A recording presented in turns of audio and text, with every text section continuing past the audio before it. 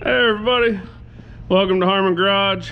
I'm Aaron, and I've got a lot of stuff to catch you guys up on that happened in the last week that weren't necessarily planned, let's put it that way. So I planned a 2-day trip to Texas. I was gonna leave out Monday, drive over there, meet up with some friends, pick up a motor for the burnout truck, pick up a truck that I'm about to show you guys here in a second, and then go somewhere else and drop off some parts that I took over with me for someone, and pick up some parts for the shorty build, because my buddy that I'm building shorty for lives over there in Texas. So I came over to the shop Monday morning, which was 7 days ago, because this is Monday morning now, and already had old Pennywise loaded up, already had the trailer hooked up, and my intentions were to make a video of driving over to Texas to pick up the truck that I'm going to show you guys in a minute, and do what I said I was going to do Monday night and Tuesday morning, and drive back, and I was going to be back home Tuesday evening. Well, like I said, it's the following Monday, 7 days later. So I stood right here where I'm standing right now, filmed an intro to that trip video, hopped in the truck, got on the road, and said, okay, my first gas stop, I'll update the video. Well, first gas stop, I took myself into a point where I had to stop and get gas wherever I could find to stop and get gas, which was kind of stupid on my part, but I like taking the back, you know, 2-lane highway routes instead of the main interstates. And I got to a point where I had to have gas. I whipped into this gas station. As I went to get out of the truck, I started looking around and went, this is kind of sketchy. Like, this is not a place that I want to be standing out here with a camera pointed in my face, not paying attention to what's going on around me. So I said, we're just gonna throw a bunch of gas in this pig real quick, get on down the road, I'll update the video. Well, threw some gas in it real quick, started to go on down the road, and I started to have fuel issues in my dually because I'd waited too long and picked the wrong gas station instead of stopping at like one of the Love's truck stops or something that I drove past because I was trying to make good time. Anyways, started having fuel starvation problems, which turned into other things. I pulled over, I tried to run an electric pump, I changed filters, I did everything under the sun, trying to get it, all while pushing to try to get closer and closer to Texas, where I knew people and had friends that could help me out. So at the end of the day, long story short, I'm sitting here blabbling. You guys came to see will it start video on a truck, not me crying about my trip. But either way, blew both head gaskets on my dually. Here's a picture of it all torn apart.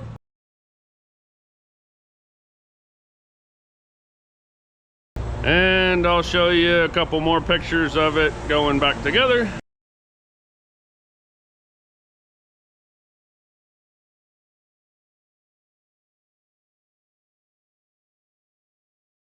And as you can see right now, we did make it back to Harmon Garage.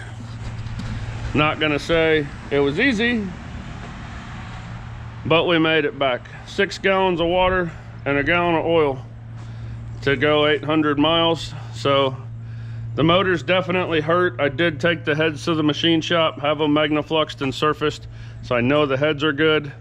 I don't know if I have a coolant leak that's somewhere that's burning off before I see it. I can check that, but either way, burning a gallon of oil in 800 miles is a lot. So I don't know if I burnt a gallon. I had to put a half a gallon in one time, and then my last gas stop, I didn't even shut the truck off, and when I pulled the dipstick out, there wasn't any oil on it with it running, so I just poured 2 more quarts in and kept on going. So I could check it this morning, but I'm not really worried about it. The motor's gonna have to come out, the motor's gonna have to be gone through, End of story. Pennywise blew up on me. We got her fixed. We got her home. Time for her to get some love.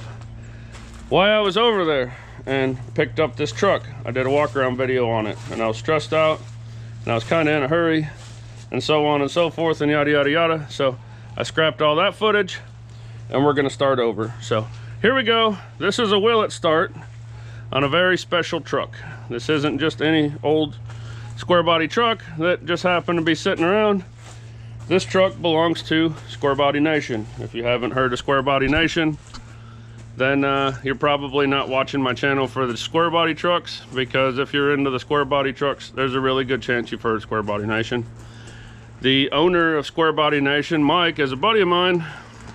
He came across this truck and asked me if I would do a restoration on it. It's going to be pretty, I'd say 95% stock restoration with, you know, 5% little special touches to make it run and drive better.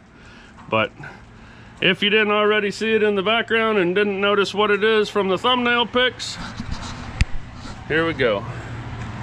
1975 GMC Gentleman Gym. If you don't know what a Gentleman Gym is, it is a promotional package truck that was offered in 1975. They also, GMC also had what was called a Bo James, which was like a sister truck to the Gentleman Gym. They are special editions.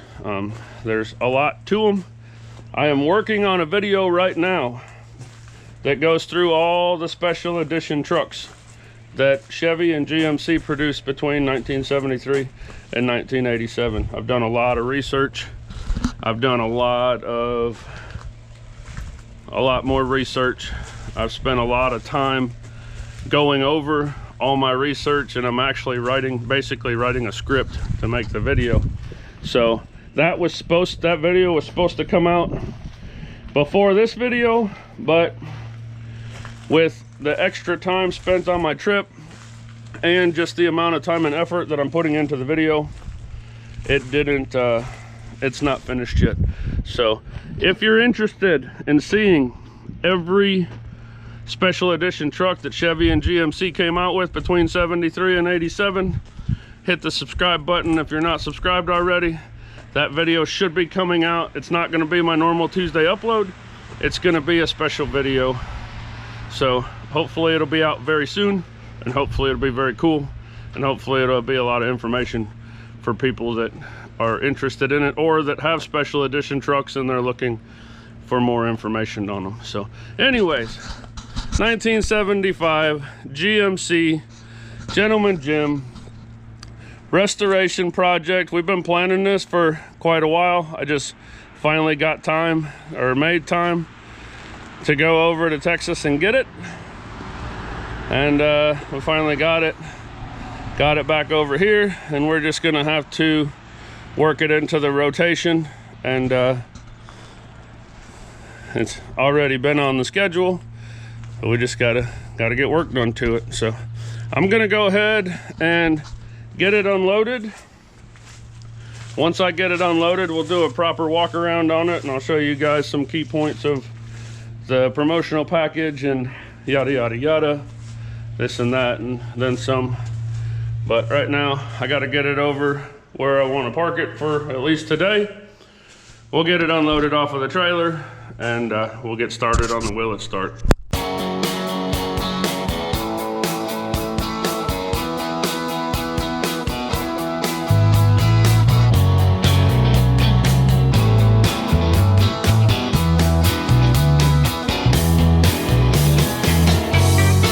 Okay, I got all the unloading done and everything organized and put up and all that stuff, and now it's time to get on the Will It Start of this old Gentleman Gym. So to get started with our Will It Start, I'm gonna go ahead and walk around, and this isn't gonna be a typical Will It Start where you just open the hood and, you know, see what it's going to take to get it running. I also want to go through this truck because I've done a lot of research, like I mentioned, for another video that I'm going to make, and I know what this truck originally came with. I know what this truck is supposed to have, and we're gonna go through and kind of say this is a specialty item, this is here, this is not, so on and so forth. But first of all, we're going to look at this.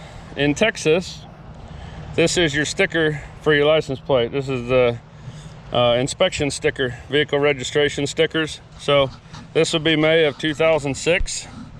That's the most current sticker on here. So I'm gonna say the last time this thing was on the road was May of 2006, which would have been 18 years ago. You guys can double check that math for me if you want. I'm not real good with it, especially on a whim like that, but I think 18 years ago was the last time she was registered for the road. So might fire right up. What am I saying? It's a small block Chevy. It's gonna fire right up, but we'll work our way around. First thing I noticed, it has a very, very nice shape 75 GMC grill, which you never find. Those are not easy to find, and they're never in great shape. Now, the thing that's wrong with this grill is, with this package, that grill should have been painted gold to match the gold on the rest of the truck, and it's not. So at some point or another, that grill's been replaced. It's not just sun faded and worn off, because you would still see it, and there's silver on there 100% for sure. There's no gold. So right grill, nice grill, not the right, or the right year, the right model grill, but not the original grill from the truck. Front bumper's kind of beat. It had driving lights up here, which was an option for these trucks. You could get amber driving lights, and up there. So we're gonna take this thing back to what it originally was, so it will have amber driving lights, assuming we can find the right ones. Sierra Classic trim package, 1500. I'll explain that later. Or no, I probably won't. You're just gonna have to go check out the special edition video. It's got the mini, people call them different things. Some people call them mini West Coast or small West Coast mirrors on it. Those are not the right mirrors for this truck. It should have sport mirrors. You can see where the outline used to be and where the holes used to be for the sport mirrors. So I have sport mirrors, those will go back on. But once again, those aren't right. We've got this headache rack thing here, chrome, kind of neat looking, whatever. Not an option for this truck. This is aftermarket, and somebody added that. Now these rails on the bedside are called tie-down rails. They were a dealer option for this truck, and they have most likely been on here since it was brand new. Those will get cleaned up and stay on. Yeah, got the rails, the Gentleman Jim gold rally wheels. This thing's got some cool stickers on it too, like Celebrate Texas 1836 to 1986. That's pretty cool. But anyways, I'm just kind of walking around this thing, showing you guys gold roof, Yuba gold belt line, Yuba gold roof, midnight black is the colors. And then we come inside at Tiger wood simulated, or Tiger simulated wood trim panels, leather pouches. This thing, it's a unique color. I don't know that they put this, I don't know that they put this specific brown in any truck other than the Gentleman Jim. But the seats and trim, visors, everything is that brown. And you guys may notice there's no seats in it. They were gone when the truck was acquired, but we have found a set, and they are not quite in my possession, but they're mine. I have them, so that's no big deal. But Tiger wood,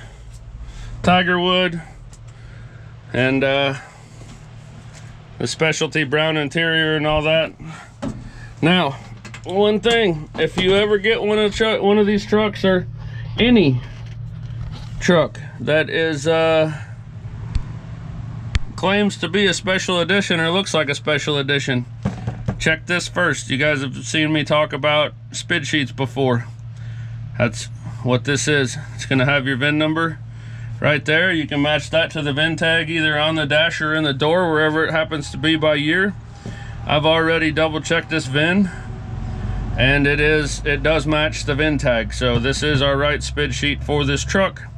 And right down here we have 9A5, which is GMC promotional package, and 001 special paint. You do your research, 001 special paint was only a paint code for the Gentleman Gym.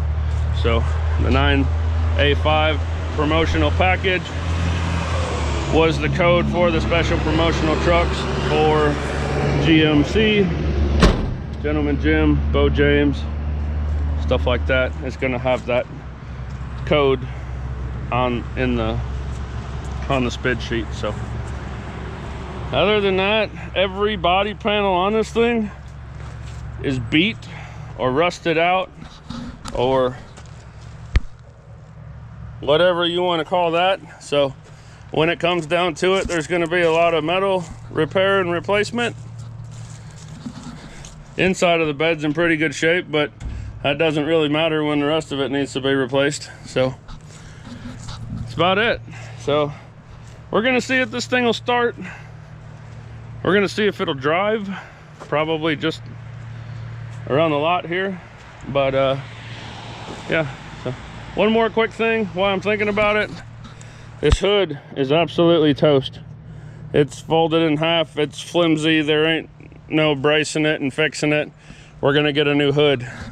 But when you're doing stuff like this and you're gonna restore stuff that's specialty and it needs to be perfect, one thing this hood does have that's very useful, these are factory stripes. You can't really see them here, but there's two gold stripes right here, and I can take good pictures of what's left, and I can take measurements on those so that when we put the other hood on and get ready to paint this truck, we know that we're getting those in the exact same spot.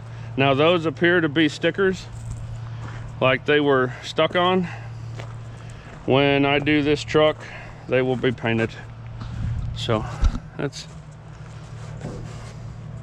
yeah, they're definitely stickers. So when we go back and do the restoration and get to the paint stages, that'll be painted on. The only decals it'll have is the Gentleman Gym on the bedsides, and all the gold and everything will be painted. So anyways, we're gonna go get our stuff together. We're going to get in the engine bay. I'll show you guys one or two more things to check out when you're doing something like this, and then we'll see if it'll run. All right, let's see if we can get this flimsy marshmallow of a hood open and see what we got under here.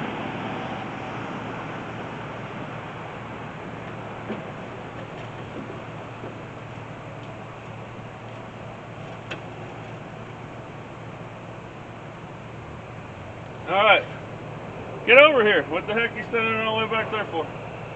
Get in here and see what we got. All right, got the hood open. Got to looking in here, and it appears that somebody has done something. I mean, as far as I know, as it was told to me, the truck hasn't run in a long time, but it has new heater hoses on it, at least. What's going on here? The heater hoses aren't hooked up. Oh, they got a plug there and that. Whatever, I'm not asking questions. Got heater hose, new heater hose, kind of looped. Got a new fuel pump down there. New lower hose, new upper hose, new belts. And then one thing that I noticed right off the bat, all these Gentleman Gyms came with 350 4-barrel. That is not a 4-barrel. But it's got a 4-barrel intake manifold. Somebody put an adapter on there an adapter with the wrong carburetor. So yeah, looks good. I don't know why you would want to do that, but it appears that there is a brand new Rochester 2-barrel sitting there. So anyways, it's looks like a motor. Factory air conditioning system, compressor, all the brackets, all that are still there. That's good. Power steering, all that's still there. Everything appears to be complete, which is good. And I'm happy about that. I don't know why they would put a new fuel pump and new hoses and all that stuff on and not get it running, but like I said, from what I've heard, it doesn't run. But I'm seeing all this new stuff on here, so a lot of coolant down here, over here, and it appears to be coming out of the gasket under the thermostat housing. And maybe out the bolts, so we'll have to address that if we get it to start so it doesn't overheat. But in the meantime, let's get the camera over here. And well, before we do that, it's telling you guys all the breakdown of how you can see what it is and this and that and everything else. And it's one more thing that you can check with any vehicle, any older like Chevy truck, square body like this, or you know, older cars, stuff like that. And that's to see if it has the original engine in it. And it's what you call a suffix code. It's always on the block underneath the alternator, passenger side. Trying to, right down there on that thing. I know you guys can't see it. I know you can't see nothing. But I've done you a favor and I've cleaned it off, and I got in there with my phone and took a picture of it that you can actually see very well. So I'm gonna put that on the screen right now. And why it's up there, I'm gonna explain to you. That top number, the bigger number and the bigger print is called a suffix code. And you can go to like Limebook or some Limebook suffix codes or something like that and break it down and find out what it is. And then the smaller number is usually, or is, the last 8 numbers of the VIN. Well, I can tell you from checking this out and looking it over already that that is not the original motor for this truck. It is a 77 passenger car motor, still a 350, and actually has a little bit more horsepower from the factory than the motor in the truck did.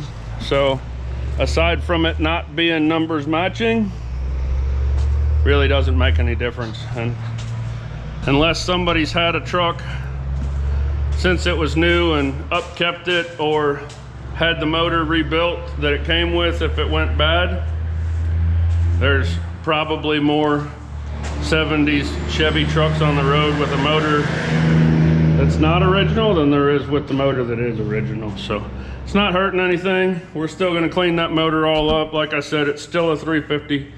We're still gonna make everything stock in the restoration. But right now we're gonna find out, will it start? Okay, first thing I'm gonna do here is try to grab a hold of some belts or something. I can't turn the fan to see if the motor turns over because it has a fan clutch on it, and I honestly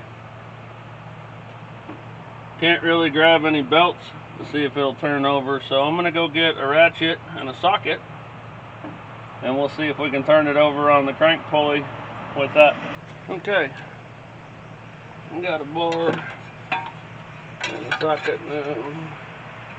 I'll get down here.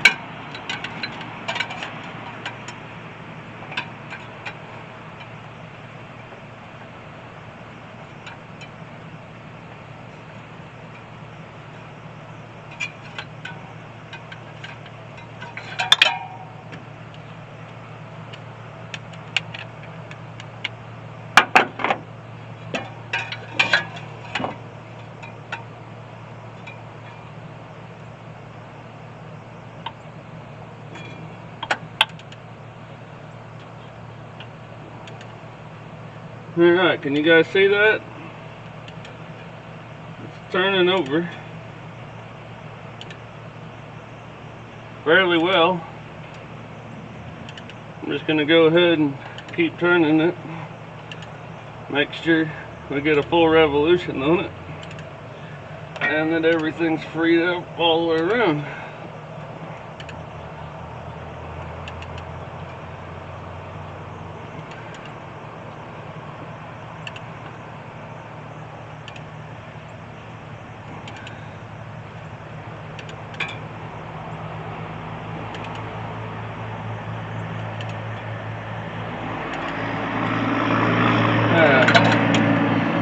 I think that's pretty much all the way around, so we should be good there. And go ahead and check fluids. Like I said, I'm pretty sure it's got coolant in it because it's leaking. Oh yeah, got coolant. Radiator's nice and full.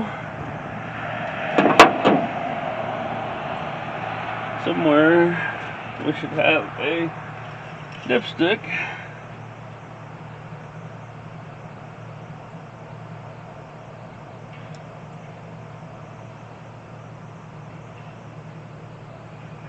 I'm not sure what I want to say about that.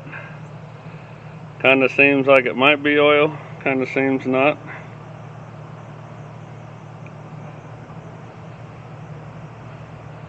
Doesn't smell like gas.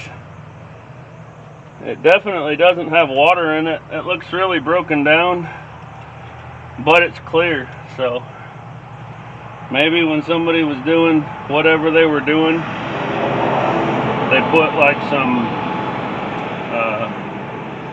low weight oil in it, like some 520 or something that shouldn't be in here. They didn't know what they were doing. I don't know, but this thing's gonna come out. It's gonna get torn apart. It's gonna get, you know, checked over really good before it gets put back in here.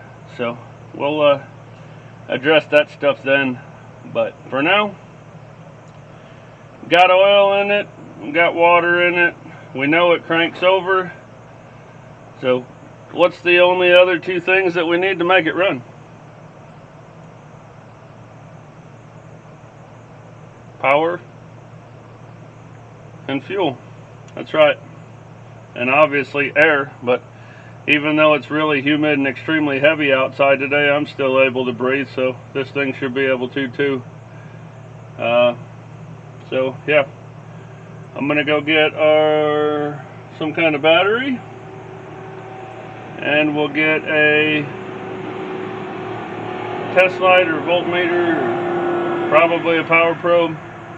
Make sure we got power at the distributor when we turn the key on. Then I suppose we can check for spark, because why not? And we'll figure out some kind of fuel system. Go from there. Alright, we got a battery. Once again, it's borrowed from something else, so it doesn't fit in the battery box, but it'll do the job. Get it hooked up.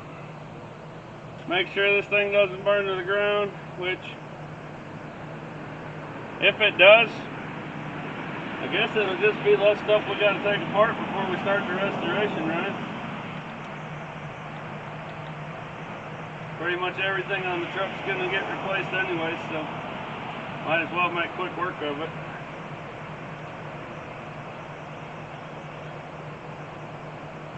All kidding aside, everything seems to be okay. Make sure we got a decent connection on the battery, because if you guys have done anything like this at all before, you know you don't have a good connection, it ain't worth a crap.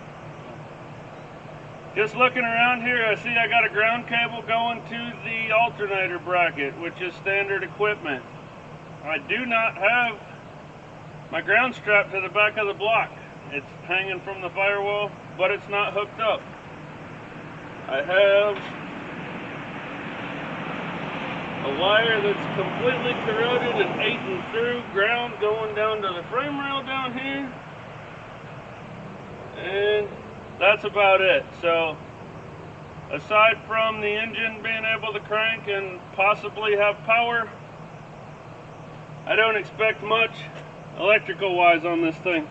So before I do anything else, if you guys have watched the channel for a while, you know that I almost ran myself over with the burnout truck because I thought it was in park and it wasn't. And you may not know, but even though it's an automatic, you start it up from a push button on the starter, it's going to start without it being in park because you're bypassing the neutral safety switch and all that stuff.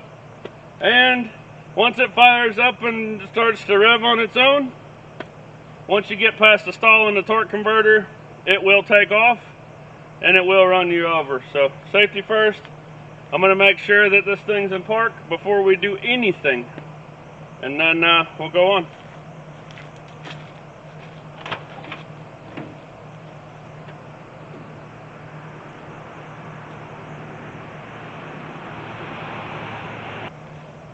Alright, well, it's in park, and I went to turn the key on to so we could check ignition power and stuff like that. And I took it out earlier to unlock the passenger door. Don't remember where I put it, so now I'll go aimlessly wander around and look for a square body key that's not marked. Good thing there's probably only like 10 of those around here. I'll be right back. Okay, well, I got lucky, and the keys were in the pocket of my sweatshirt that I was wearing earlier, even though that's the last place to check. But either way, we found the keys, we got them in the ignition now, we got it in the on position, and I've got my power probe out here. So, should be able to hook this up to the battery. We'll unplug our ignition hot from our distributor there and find out if we've got juice there or not.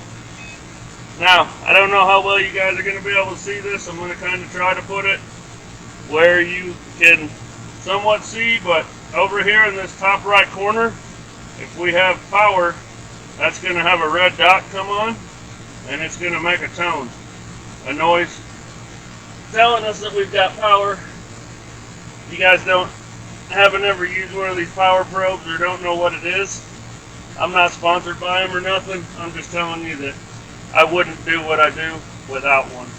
So,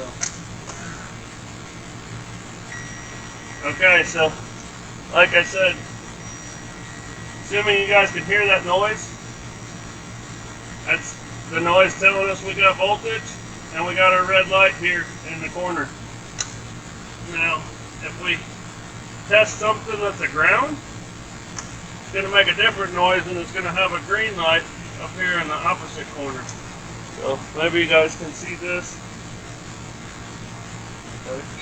Yeah, there we go.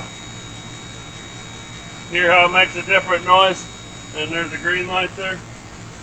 Doesn't matter. I think it's cool. I'm just showing you guys. So we have power.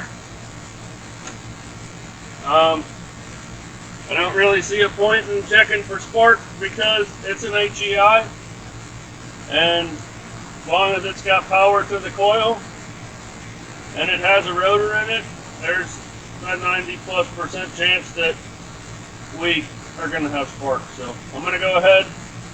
I got my button here hooked up, my starter button hooked up. I'm going to go ahead and hit it, make sure it'll crank over, and then probably go get some pieces of fuel line and some gas, see if we can get her to fire up. But first, let's see if it cranks.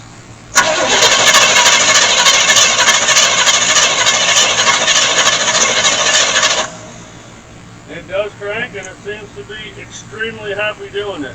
So we're going to go get a piece of fuel line and go get a gas can. See what happens.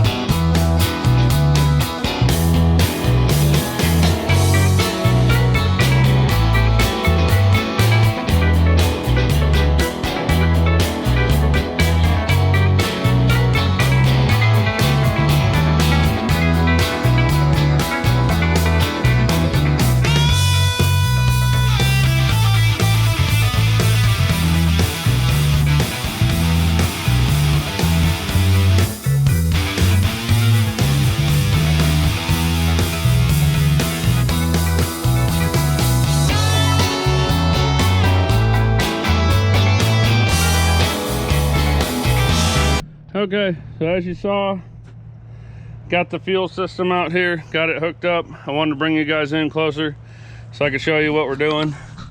I cut the feed line going from the tank to the fuel pump. I cut it, and then I brought over a piece of fuel hose and just ran it down to the inlet on the pump. As you can see, doesn't even have a clamp on it because we're not going to need it. Got it out here to my fuel source and my fuel can here.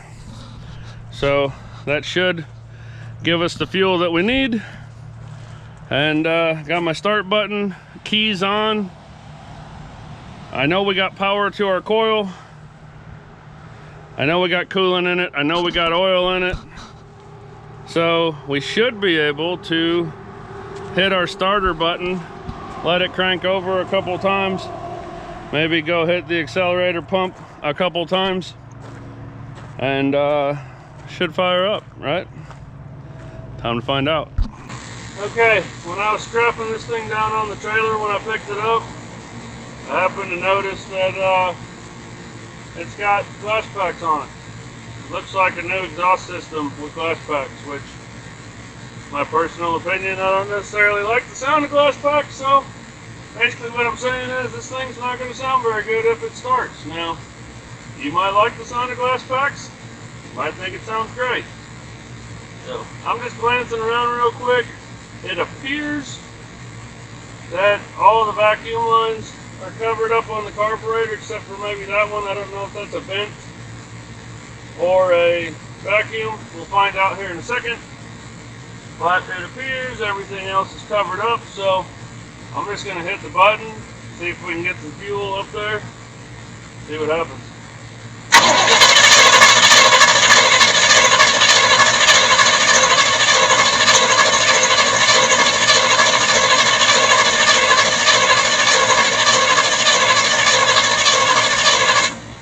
Okay, you guys probably can't see it, but I can see that I got fuel coming into my fuel filter now. The choke doesn't appear to be working, so I'm going to go ahead and close it. And then we're going to give her a couple pumps. Small block Chevy, every time.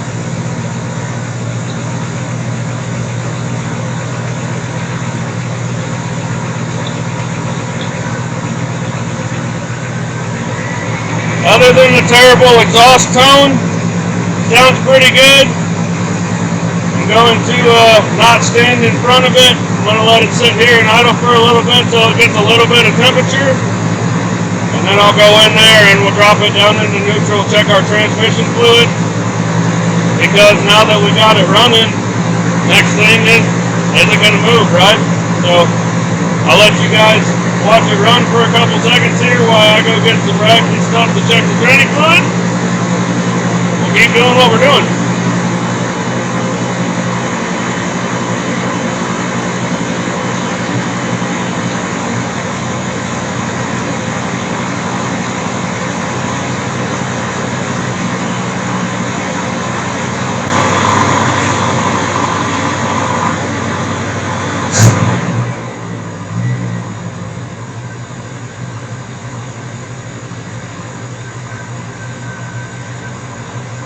Definitely got a vacuum leak. I can hear it's down in the manifold. I can hear it gurgling, but it'll be all right for now. It idles right down like it should. That's a good thing.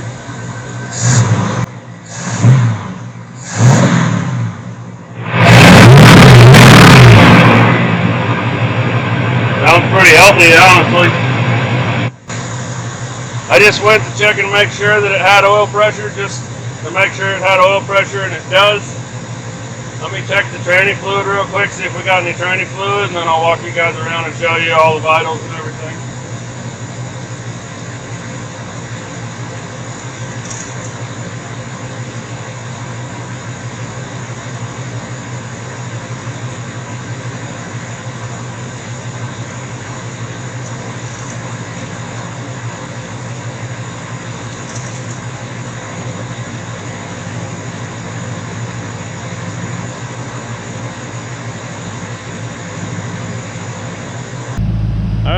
walk you guys around it while it's running and show you some stuff, but because it's loud, because it's running, I'll just kind of walk you around, show you a couple things, and then I'll shut the truck off and come back and talk to you about some other things that it doesn't need to be running for. First off, you might say, how come you're waiting? Well, first off, I put 4 quarts of transmission fluid in it.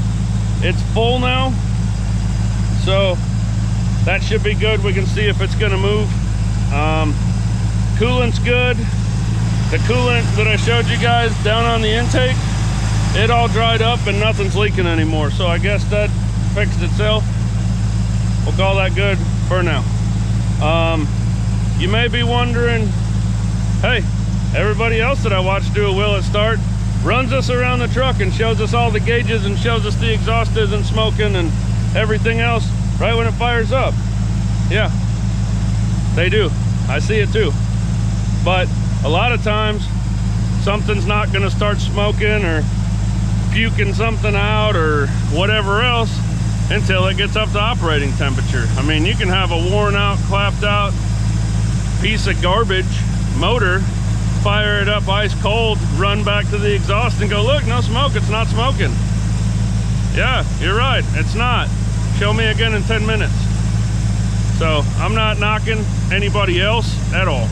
I'm just telling you guys why I do it the way I do it, what I did. But either way, it's been running for 10, if not 15 minutes. And you might be able to see down here, we've got a little bit of blow by. It's not bad, it's just a little bit. And honestly, it could be because the truck's been sitting, you know, for years and years, 18 I think, and it's been sitting and the rings might just kind of be a little sticky, and after we heat cycle it a couple times, they'll free up and it won't have any blow by anymore. I'm assuming that's what the problem is. The reason being, I'll show you here in a few minutes, but I'm assuming that's what's going on with that. So come and look here. We got our temperature gauge. After 10 to 15 minutes of it running, it should be at operating temperature, and that's about where it's at. It looks good.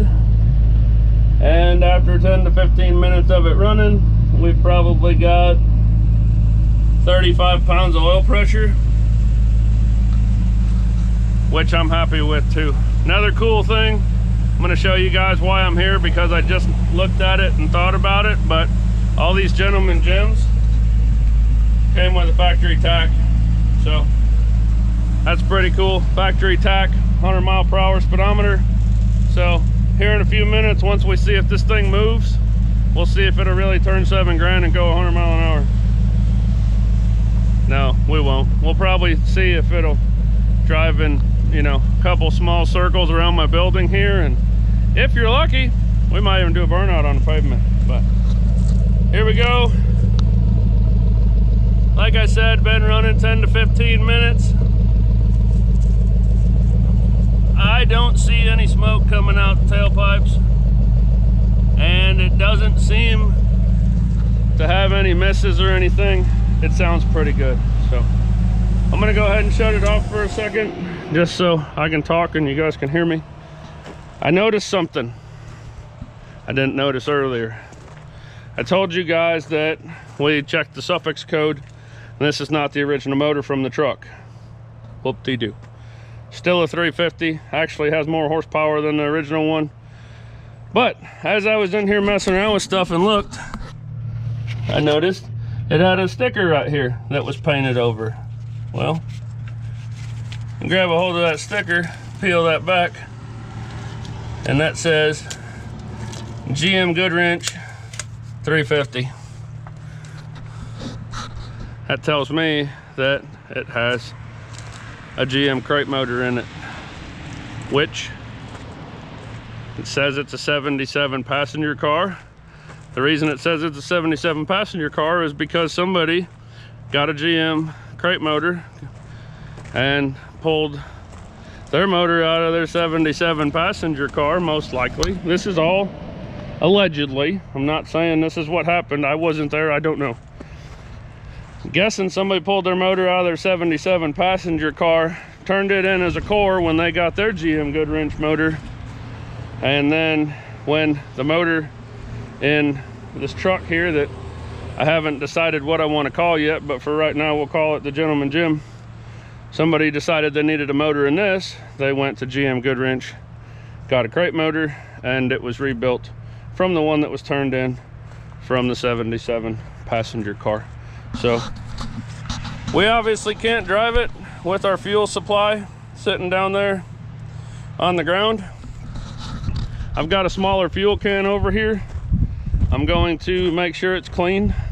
I'm going to put some fuel in it, and we'll stick it in there on the fender or something. I don't want to stick it on the front bumper because I don't want to take chances of damaging that grill. We need it. So I put it in there on the inner fender or something, strap it down, show you guys what we got going on, and maybe we'll try to drive this thing. What do you think?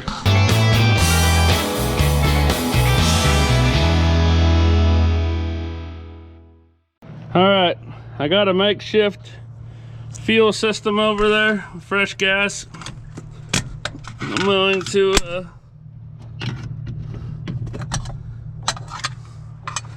check here and see what we got for brakes. And it's not necessarily full, but we've got brake fluid, and as I'm looking down here, it looks like we got new brake hoses in the front, which tells me somebody's messed with them already. So I don't understand. This thing's been sitting as long as it has, and looks like somebody was putting some work into it to get it going again. But if you're gonna do that,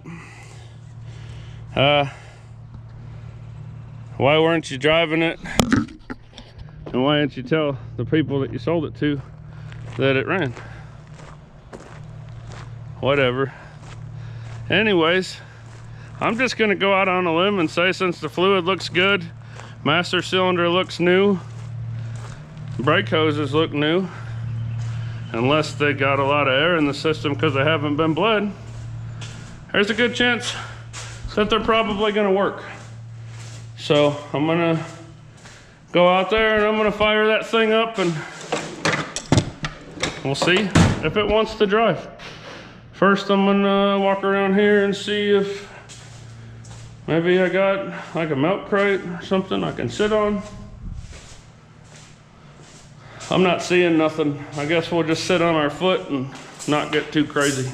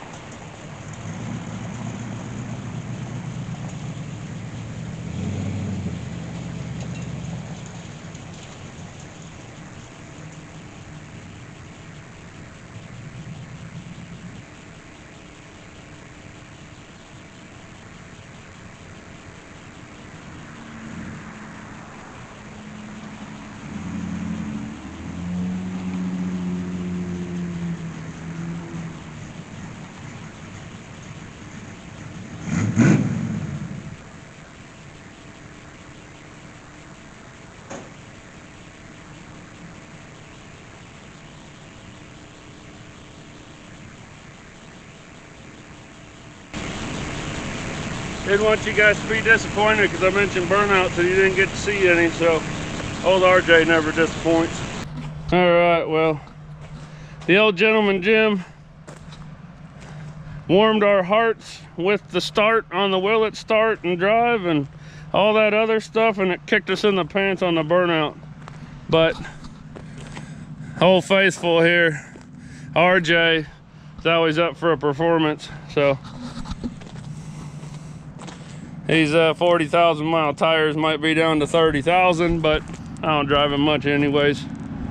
So like I said, I talked about burnouts and the gentleman over there wasn't up for the challenge. And if I was watching and somebody mentioned burnouts and I didn't see a burnout, I'd click off the channel. So let's be honest, I just really wanted to do a burnout today, and I got disappointed when old gentleman wouldn't do a burnout, so I did a burnout. Now, in gentleman's defense, these little marks right here, kind of sliding around the corner here, did come from gentleman, but it immediately stalled after I let off the throttle. I got underneath the hood, and the distributor wasn't loose, but it was loose enough you could adjust it. I put probably every bit of 20 degrees of timing in it, drove it around the building again. That was the last attempt that you'll see, and at least it stayed running when it didn't spin the tires in water on asphalt, but just not there. So I started it with the push button the first time. You guys saw that. I went in and shut it off on the key switch. I went to go start it on the key switch and there was nothing. Turned the camera back off, went and wiggled wires under the hood and whatnot. I meant to get the keys out of here. And came back, hit the key. It fired right up off the key. So I shut the camera off, or I had shut the camera off when it fired up. I shut the truck back off, turned the camera back on, came over and hit the key again, and there's something wrong with the tumbler ignition. Basically what I'm saying is the column's junk.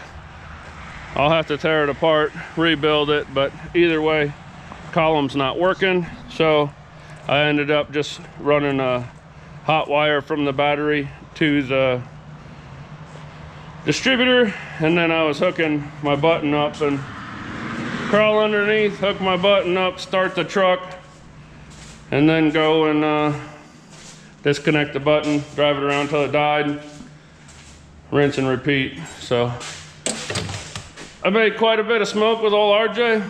It's cloudy and stinks like burnt rubber inside the shop, so I'd say that's a good way to end my day, which also entails ending this video. If you guys are interested in the restoration of Gentleman Jim and you're not already subscribed to the channel, go hit the subscribe button. If you're into restorations in general, I have another one in there that we're already working on called Shorty. There's a playlist for that. I'll put it somewhere around here so you can click on it if you want to. And that's getting a full restoration that's already in progress. Gentleman Jim will be coming up in my rotation. This Willys right here is getting a full restoration. It's got its own playlist. And next video, for those of you that follow along, we're gonna get back on old Evergreen here because we got to get it ready to go to the show. You don't know what show I'm talking about? We're talking about the truck gathering in Guthrie, Oklahoma, April 19th and 20th. Best show of the year, hands down. Link is in my description. Go check it out. Register if you're not, and I'll see you there. But with all that being said, everything we've done today, I'm exhausted from my misfortune of a trip to Texas, and grateful at the same time that I was able to knock out a video today in one day to put up for you guys to watch, because I like to get one up a week, and I don't want to let myself down or let you guys down. So thank you so much for watching. If it wasn't for you guys, I wouldn't be able to do this. Y'all have a good one. We'll see you next time.